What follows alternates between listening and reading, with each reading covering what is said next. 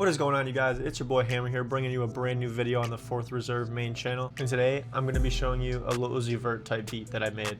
Let me know how the audio sounds on this too. I just switched so that you guys can hear it directly from the source as opposed to hearing it through the mic, so just let me know how it sounds. I first started off with some like basic chords. They weren't this spread out in the beginning. It started with just these 3 notes, and I think it was up an octave too when I started it.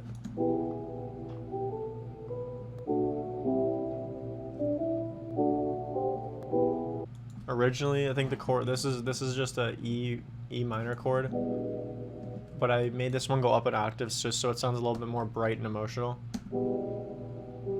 And also these down here too were not there in the beginning. See how it sounds not as dark, but when you add them in, it gives you that extra layer, a little deeper. So that's the first layer that I made, and then I copied it over onto something that was a little bit more bright, and I think I took out some of the keys. Yeah, so I didn't keep the full. This has the full melody within the chords, right? And then here, let me show you. This has the full melody within the chords, just so I could be able to play this by itself. But I don't end up ever playing it by itself because I added this brighter layer, and it has a little bit less of the notes, but still has some of them. It's kind of sharp. Yeah, so this would be able to be played by itself too. I wanted to make sure that every layer wasn't exactly the same so that it didn't have any like issues between phasing where the notes are kind of in the same frequencies, and that's why I also pitched this one up. This is what it would sound like lower. This is the same. This would be the same octave as the other one though, even though it's still a brighter sound.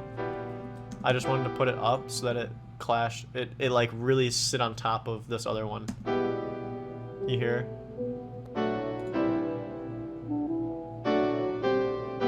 It's a little loud too, even.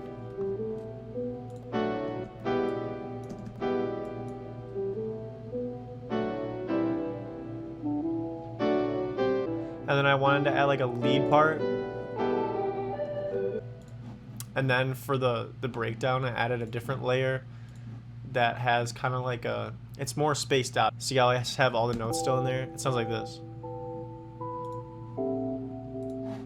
And then I put a gross beat on it so that it has a 2 beat gate, and then half speeded as well. See, without the gate, it's kind of like it's really flat, like this.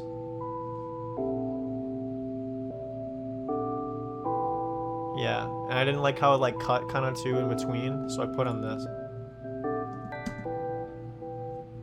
So you can hear like the melody of it and the rhythm, it keeps it going like this. And so that's it for the melody part. Then along with the melody I had to add a clap. But to start I actually did a snap in the intro. And then here's I did some automations too, just so that it sounded a little bit like more clean.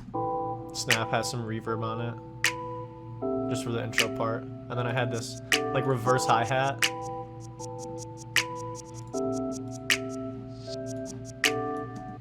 Yeah, like that. And then I had a different hi-hat and a different clap for when it comes in, just so that it kind of like hits just a little bit harder and like it surprises you.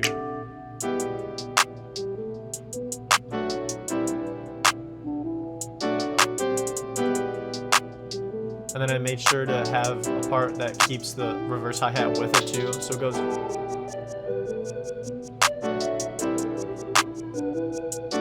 I just made sure I pitched the hi-hat down a little bit. And I also like to mess around with the velocities too, just so they aren't all the same. I know you guys can't see it, but they're kind of like on a wave format, like it's going. You can hear it goes up and down kind of.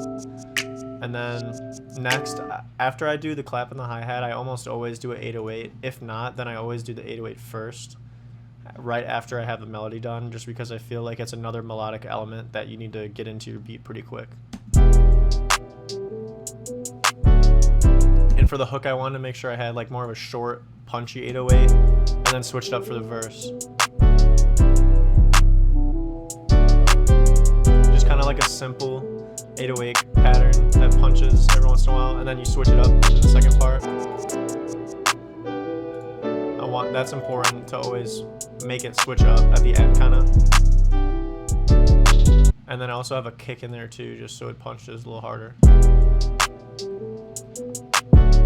Still, there's a lot more elements in here. Like I put a open hat on the punch, and then a different open hat, just to make the 808 kind of punch harder. And then a snare too, 2 snares.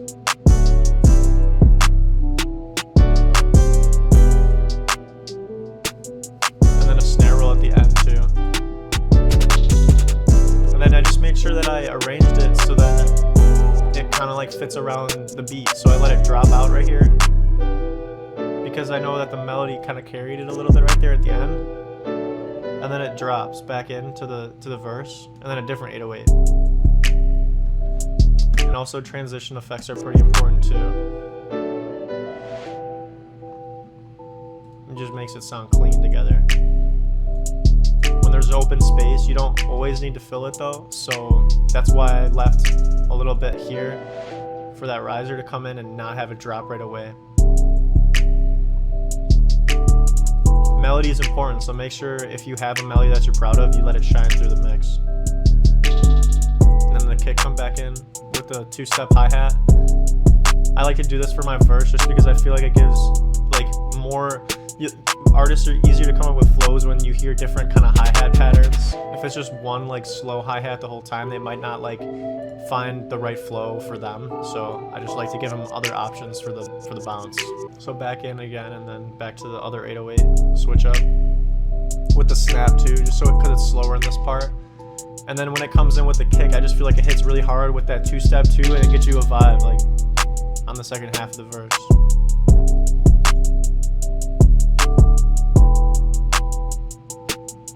And then same thing back into the pre-hook. I like to keep my beats kind of short, just because I'm really making my beats for like a solo artist to be able to make a full track, 2 hook, 2 verse, just a simple song, and then fade it out on the second half of the hook. I feel like it's a perfect length, like 2:30 to 3 minutes is really a perfect amount for a beat, because if someone wants a longer one, you can always track it out again. And then it just fades out. I always do that on the end of my songs, but I don't always do it where the beat's still going. Like sometimes I'll have it kind of cut out like this, where there's no instruments, but I wanted to keep everything in. And then mixing wise, I've come a long way. I didn't really know how to mix, or like I didn't know how to make it sound how I wanted it to sound, if that makes any sense. So I figured out that like you kind of want your clap and your 808 to be around the same level at their highest peak. So you can have, if it feels like it's punching too much, you don't have to have your 808 over your clap. I wouldn't really recommend that. Like you don't want your 808 to be that much louder than your clap, because they work off of each other. So you want them to kind of be right in the same area. And then you can have the kick a little bit louder than the clap, just so that it really punches through when the kick comes in. And then your hi-hats usually, like I think of it like splitting it. So like it's not based off of what you see on the screen. If I took off the screen, it's exactly the same, but you just have to train your ear to like recognize what level that stuff is at. So if I do this, here, listen. You want your hi-hat to kind of be like half the volume of your clap in your 808, if that makes any sense. So it still punches through. It's not going to outshine your melody either, because your melody is going to be a little bit above your hi-hat. But then you also want your melody to be able to like really be like on top of everything, but the drums really is what brings everything together. I'll bring the screen back now, just so you can see what I mean. See how the melody is a little bit, not at its lowest, but you see it's a little louder than the hi-hat. You don't really like, when you stop thinking about what this looks like and you think about how it sounds is when you're really gonna get better at mixing. Don't like mix visually ever. And then for everything else, you kind of want it to sit in between all the rest. Like the snare isn't like gonna be really the same level as the clap, but you want it to still punch through, so you have it on top of all like the lighter elements. The open hats can be like around the same volume as the hi-hat. And then like transition effects, it's a feeling thing. So like you could even have this lower and it still kind of does the same thing. And then this one too. I like to have the ones that lead up to the hit a little bit harder than the ones that go to the break, just because you're trying to portray like big energy going into like, ooh, like you kind of like chill out and vibe kind of energy. So you have this one a little bit lower in the mix, then it kind of lets you like sit into the beat, if you see what I mean. It goes like that.